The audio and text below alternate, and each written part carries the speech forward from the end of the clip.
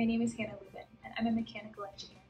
I just graduated from Penn State University in May, and during my final semester, several students and I worked on a capstone project with Xact Metal. I had absolutely no experience 3D printing before I came to Xact Metal.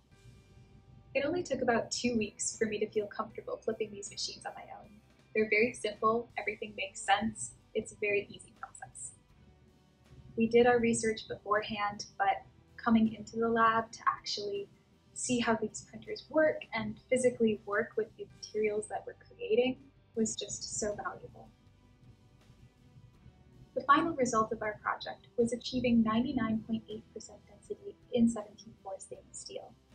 Now that we've optimized the density, the next step is to move forward with material testing such as tensile, hardness, and